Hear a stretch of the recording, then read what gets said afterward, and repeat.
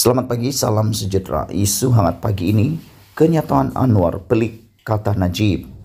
Berita sepenuhnya.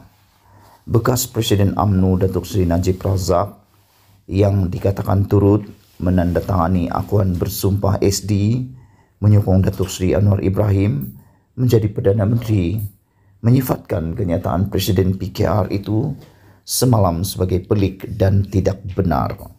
Malah, bekas Perdana Menteri itu juga menolak sama sekali dakwaan Anwar bahawa sokongan SD yang diberikannya bersyarat. Syarat yang dikenakan Najib menurut Anwar semalam ialah supaya kes mahkamah membabitkan bekas Perdana Menteri itu tidak diteruskan. Apa berlaku selepas itu adalah selepas saya tanda tangani, saya diminta untuk memberikan kepastian bahawa urusan mahkamah terutama melibatkan Najib tidak akan diteruskan dan saya harus guna kuasa selaku Perdana Menteri untuk memastikan ini tidak diteruskan. Saya tidak bersedia untuk melakukan itu. Oleh kerana keputusan tegas saya, itulah maka Najib mengusulkan calon lain di saat akhir dan menafikan saya, katanya Anwar dalam kenyataan semalam. Bagaimanapun, ahli parlimen pekan itu berkata, segala dakwaan Anwar adalah tidak benar sama sekali.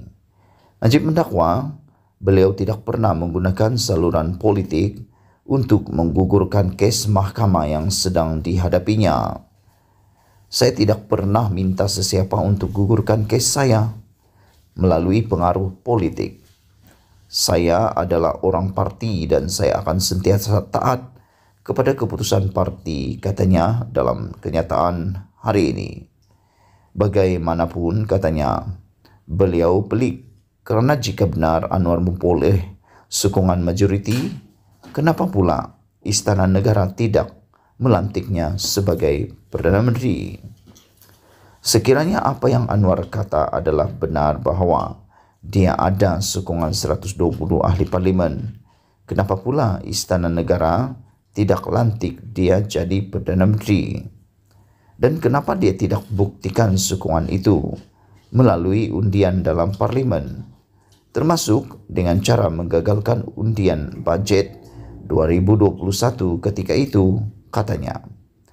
Pada 28 Julai 2020, Najib dijatuhi hukuman penjara 12 tahun dan denda 210 juta ringgit selepas didapati bersalah terhadap 7 tuduhan pecah amanah, menyalahgunakan kedudukan dan penggubahan wang haram dana RM42 juta milik SRC International Sendirian Berhad. Dia kemudian mengemukakan rayuan di Mahkamah Rayuan. Namun Mahkamah Rayuan pada 8 Disember tahun lalu mengekalkan sabitan salah dan hukuman penjara 12 tahun serta denda 210 juta yang diputuskan Mahkamah Tinggi. Panel 3 hakim Mahkamah Rayuan dipengerusikan Hakim Datuk Abdul Karim Abdul Jalil bersama Datuk Has Zanat Mihat dan Datuk Wazir Alam Maidin Merah sebulat suara membuat keputusan itu selepas mendapati Mahkamah Tinggi membuat keputusan yang betul apabila mensabitkan Najib terhadap tuduhan berkenaan. Najib kemudian mengemukakan rayuan kepada Mahkamah Persekutuan yang akan mendengar kesnya selama 10 hari bermula 15 Ogos ini. Sekian isu hangat pagi ini. Jangan lupa tinggalkan komen Anda, tekan butang subscribe dan kita jumpa lagi. Bye-bye.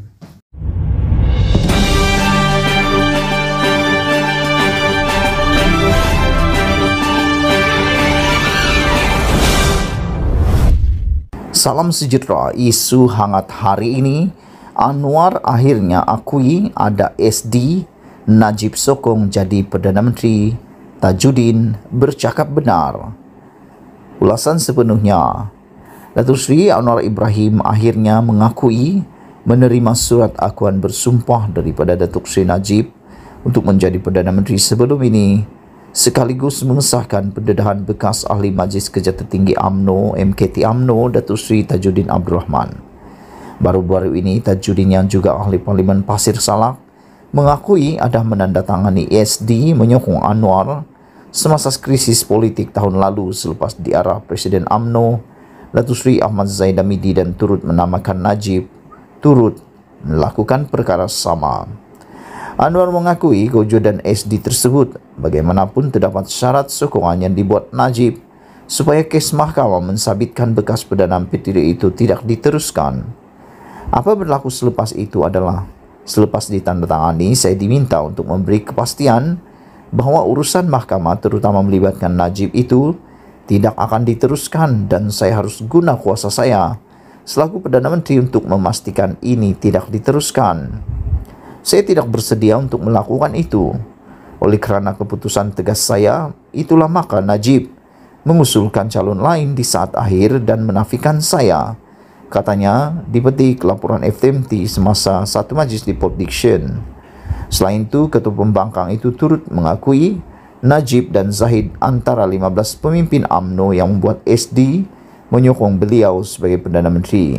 Katanya, walaupun jumlah sokongan ahli parlimen ketika itu cukup 120 dan membolehkan beliau menjadi Perdana Menteri, namun PH menetapkan untuk menolak SD daripada Najib dan Zahid.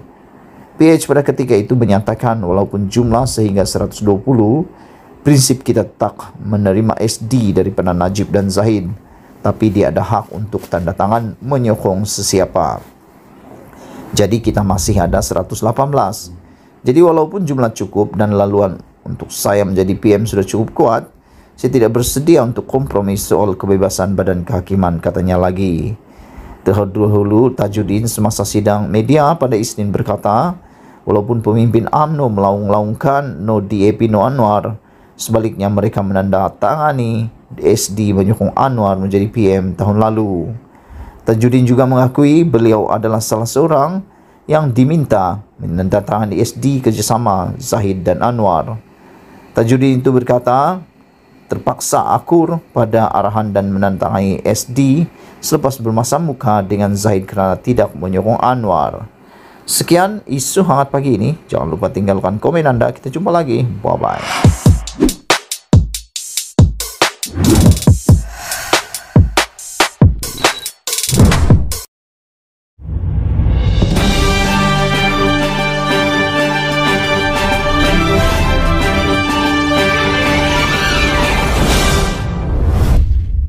Salam sejahtera, isu hangat pagi ini.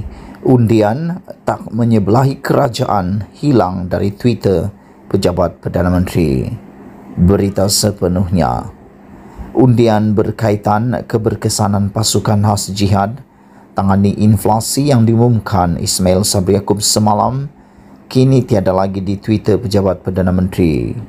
Ia hilang kira-kira 3 jam selepas dimuat naik pada jam 12.16 tengah hari tadi selepas majoriti pengguna maya memberikan maklum balas negatif.